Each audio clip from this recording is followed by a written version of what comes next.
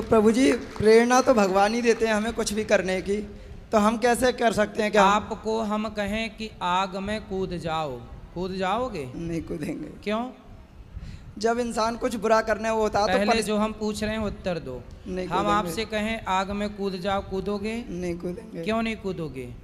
क्योंकि जानते हैं कि आग में जलेंगे। तो आप ये भी तो सोचो कि हमारे द्वारा भगवान ही तो कह रहे हैं कि आग में कूद जाओ, तो काहे नहीं कूद रहे हो? ठीक है। मतलब आग में आप इसलिए नहीं कूद रहे हो क्योंकि आपको समझ है कि आपके लिए क्या सही है और क्या गलत है। उसी तरह भगवान ने आपको पागल बनाया होता तो अलग विषय था, पर आपको समझने की बुद्धि दी है ना।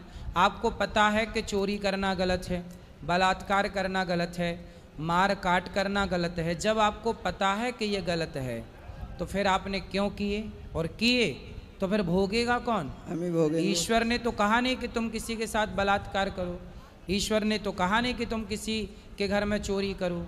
भाई आपको पता था ना कि सही क्या है गलत क्या है। आपको पता है कि ये आग है, इसमें कूदेंगे तो जल जाएंगे, ये कुआं है, इसमें कूदेंगे तो मर जाएंगे। आपको जब पता है सही गलत का, तो फिर दोष आपका हुआ ना, ईश्वर का कैसे हुआ? लेकिन प्रभु जी फिर भी परिस्थितियां ऐसी बन जाती हैं। आज भी केस देखने को आते हैं कि महिलाएं जल रही हैं जिंदा, या कोई आत्महत्या कर रहा है डिप्रेशन में जाके, या कोई परीक्षा में फेल हो गया। हाँ। तो परिस्थितियां वैसी बन जाती हैं कि इंसान तो करने पे मजबूर हो जाता है। क्यों ऐसी बनाते हो? परिस्थितियां बनाने वाला कौन है? आप लोग ही तो बनाते हैं। आप लोगों को कंपटीशन क्यों करना है?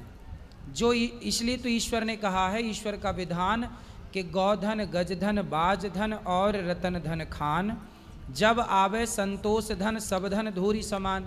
जितना पढ़ लिया, जितना कमा लिया, जितना पा लिया, उतने में संतोष रखे व्यक्ति तो कभी डिप्रेशन की बीमारी ही ना हो। असंतुष्ट है इसलिए तनाव है, चिंताएं हैं, डिप्रेशन है। यदि व्यक्ति संतुष्ट है तो बताओ सुखी है कि नहीं? अब देखो ये साधु बैठे हैं हमारे ध्रुवदास जी महाराज जी। ये पेड़ के नीचे भी सो जाते हैं, ये महलों में भी रह लेते हैं और घास की झोपड़ी में, इन्हें कुछ चाहिए ही नहीं, इसलिए ये सुखी हैं। और आपको सब कुछ चाहिए पर है कुछ नहीं तो आप दुखी हैं।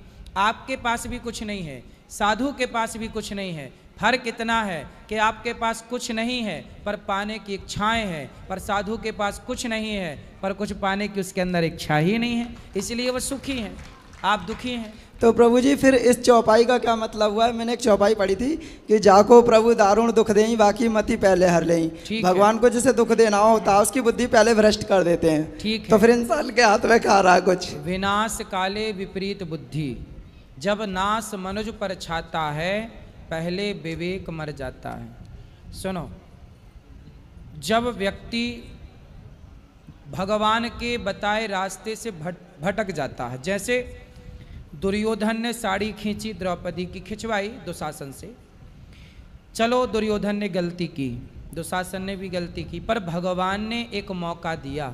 भगवान शांति दूत बनकर गए थे कि पांडव को 5 गांव दे दो, यदि मान लोगे तो आपका विनाश नहीं होगा। पर दुर्योधन ने गलती की, पांडवों का धन भी हड़प लिया, द्रौपदी के कपड़े भी उतार दिए और शांति दूत बनकर गए तो भगवान के प्रस्ताव को ठुकरा दिया।